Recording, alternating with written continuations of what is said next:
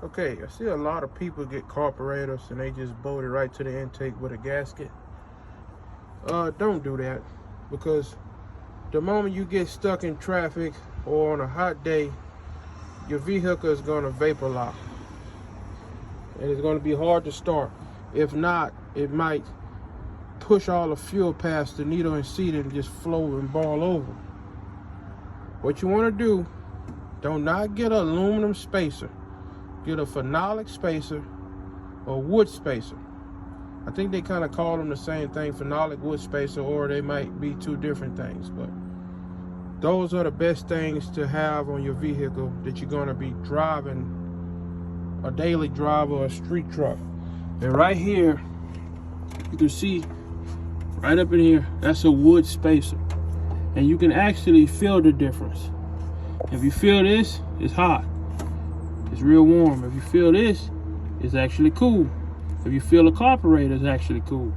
So the carburetor stays way cooler with that spacer on there. They got thicker ones than that. You can get 1 inch, 2 inch, 3 inch.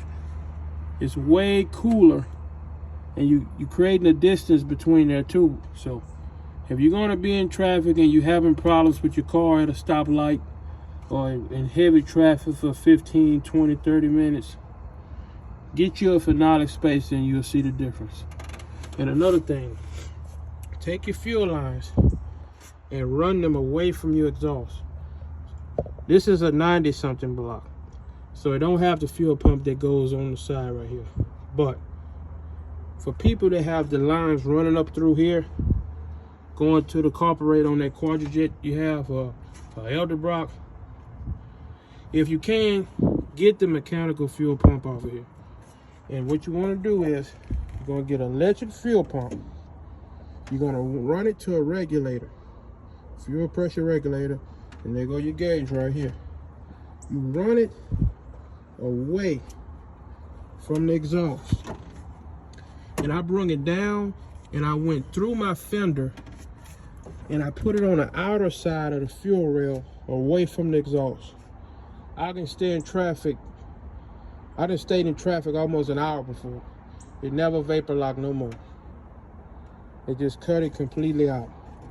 So if you have a vehicle, I know a lot of people switching to LS. I mean, they might be better, but a lot of people switching because the old setups on the carburetors, the old carburetor setups is not working no more, and they're bad in traffic, and they start acting up.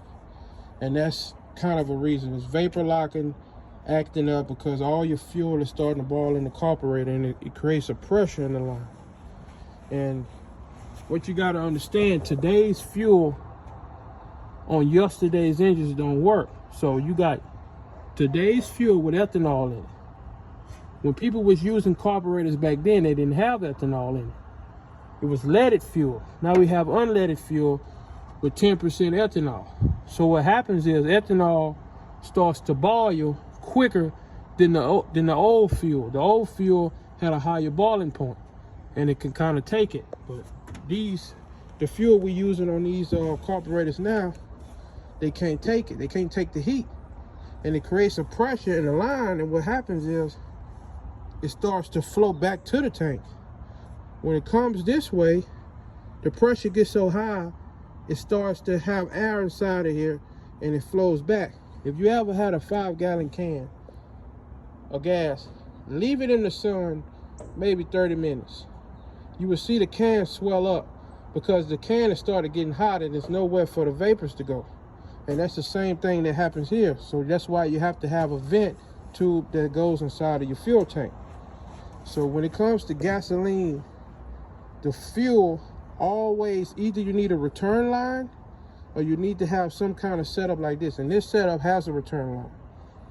And I'm about to show you that on part 2 on the next video.